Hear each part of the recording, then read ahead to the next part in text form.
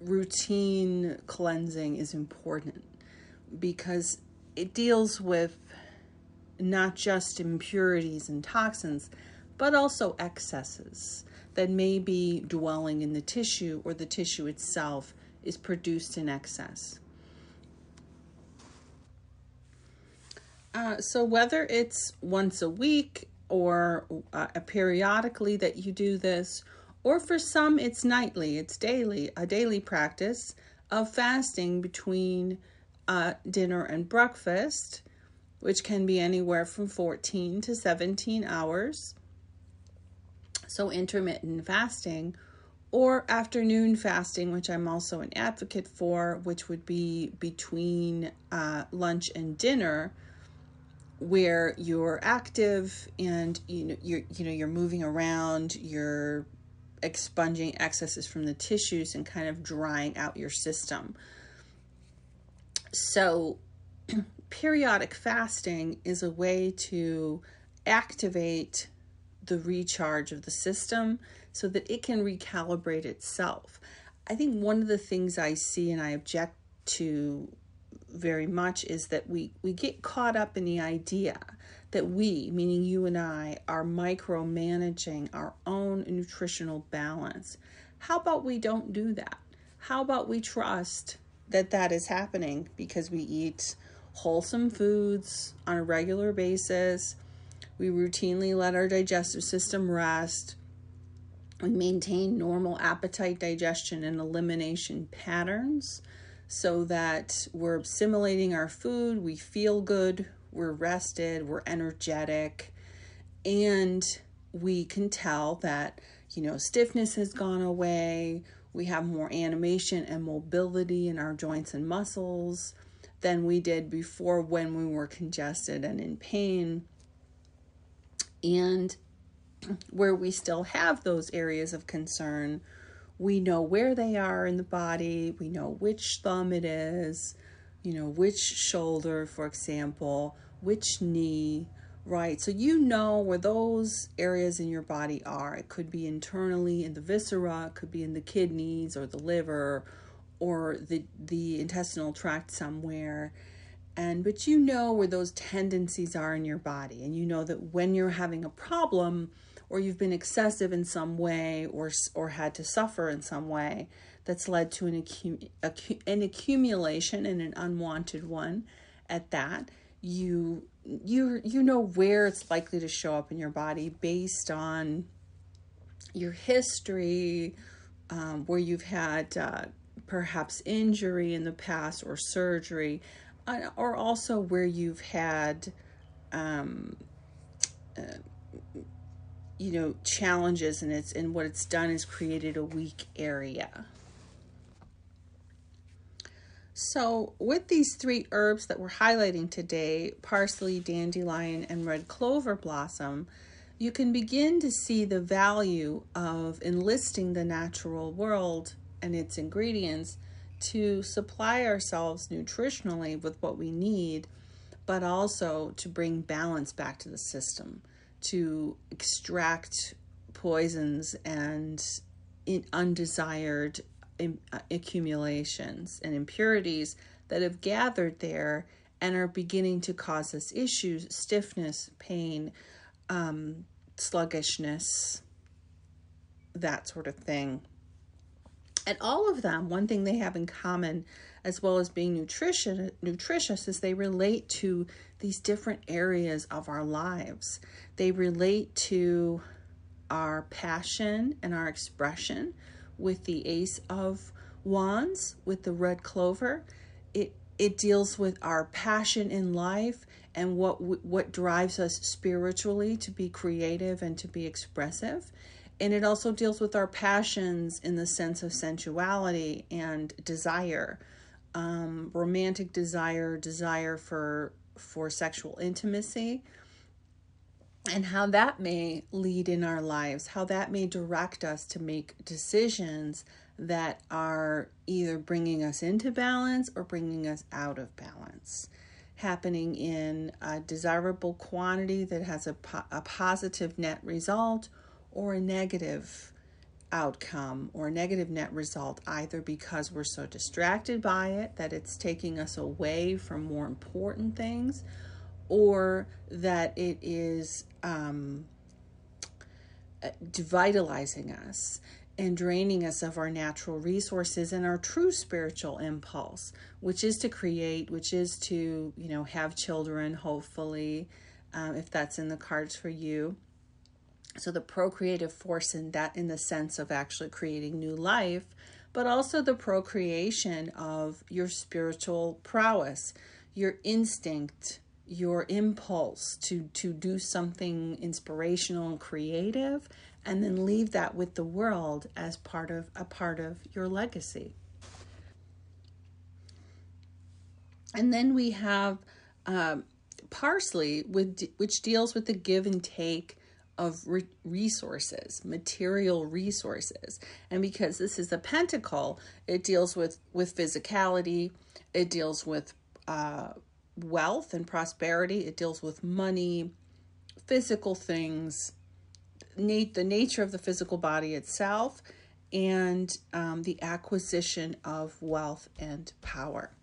And what I wanted to just tune into today, is you can kind of maybe see where I'm going with this reading, is this balance between nutrition and purification, this balance between understanding the nutritional balance with our mind cognitively or through analysis or through what someone else tells us about our body, and then what we know at an instinctual level, and how well we're able to allow the body processes to govern themselves rather than be continually interfered with by what we think about it. And also that dynamic of give and take. We were talking about give and take between peoples and how they treat each other based on the resources they have or the resources they need. So we have the Seven of Cups, the Ten of Wands in reverse. That's interesting. The Eight of Pentacles, and drum roll, the Queen of Pentacles in reverse. All right. So we have Cups, Wands, and Pentacles so far in the reading, and I wanted to check the bottom of the deck. Oh, there is a sword there, but it's in reverse, so that's cool. And it's actually the Seven of Swords in reverse at the bottom of the deck, which is ginger in our tarot. And when it's in reverse, it has a different meaning for the card. So interestingly here, all of the swords govern the mental energy and the mind and what it thinks about everything. And here it is, lone to itself off to the side at the bottom of the deck and in reverse, meaning it has a lot less power. So this is less of a cognizant reading. I think it does deal with resources. This is partly about an imbalance of resources. And I think for some people, it just has to do with the decision making around what your priorities are. And you might be having a difficult time setting priorities for your overall balance in life because of material concerns. And that could be a concern about the economy. It could be a concern about affording the things that you need in your life.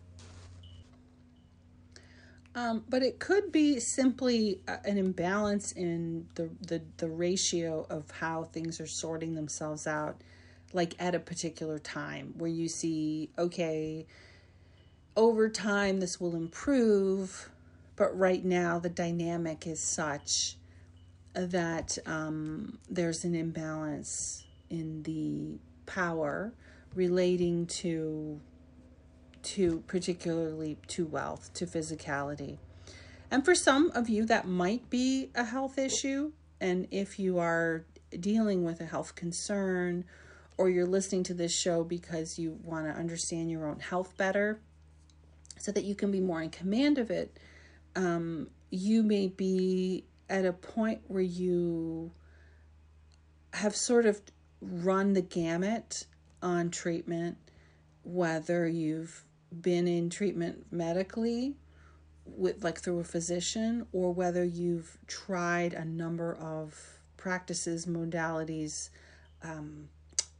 supplements, vitamins, things like that you've tried over time to take, and you've sort of reached a stalemate where you're not really progressing any further, and you feel like there's a solution that you're getting close to, but you haven't quite achieved it.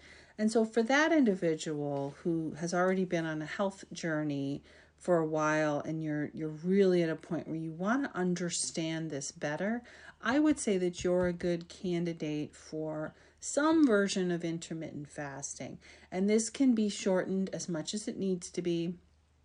You always want to respect the conditions of your body and your unique medical concerns. I don't claim to know what they are. I don't claim to, advise you on things like that. But what you can do is know that intermittent fasting can be anywhere from 10 hours up to 18 hours, or even 20 hours for some people if they're very capable of fasting. But start with a shorter amount of time. So say you can only do 10 to 12 hours. Just say 12 hours. So say you eat by 7 p.m. and then you don't eat until 7 the next morning. But you're resting most of that time. You're not super busy. You're not exercising. You're kind of laying low. And if you have a need for something small, you could have a glass of, during that time, you could have a glass of juice, or you could have a tea that has some of these herbs we've been talking about today that contain good nutrition. A dandelion, roasted dandelion root tea is delicious, and it has vitamins and minerals in it. Red clover blossom tea is very cooling and refreshing, and provides a wonderful plethora of trace minerals that really balances out your bloodstream and gives you a feeling of like satisfaction and being full, but more full in the sense that you don't feel needy for a certain nutrient, because it has a harmonizing effect on the total nutrient balance.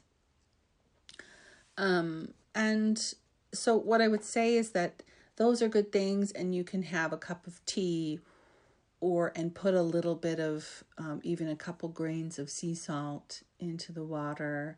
You could put a little tiny bit of honey into the water. And this is a way to maybe a slice of lemon if you want something a little more punchy to flavor it.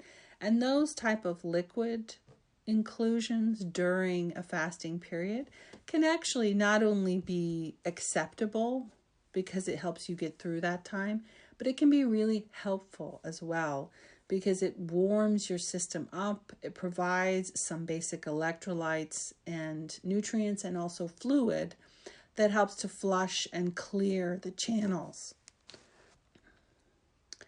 Because simply fasting for many people is not possible, where you're just drinking plain water, because there's too many toxins in the system. And when you fast, they go into circulation, and we feel them, and they cause us issues where we may get a headache, or we may become low energy, we may become irritable. That's a common symptom of withdrawals from things that are in our food that we're kind of addicted to, or that the impurities that are in our system are being released during those short fasting cycles. So start with about 12 hours and just introduce that to your body. And then during that time, have liquids, have fluids, have warm beverages in particular, and make a conscious point to introduce some balancing nutrition that helps it pass through your system while it's cleansing, and will support it so that the process itself is more comfortable, and you also don't feel hungry because you're full. You drink liquids, and that gives you a feeling of fullness. So that's one strategy if you've been on a longer term trajectory and you're beginning to wear down, because we have the 8 of Pentacles here as well, and the 10 of Wands in reverse. And what I'm seeing here is that this is someone who's been really at it, grinding for a long time on this path. And so there's a need to just mellow out and receive the benefits of all that you have done for yourself, and maybe take a moment to just know that that work has been productive, even if it hasn't borne the kind of obvious fruits that you would have liked to see by this time.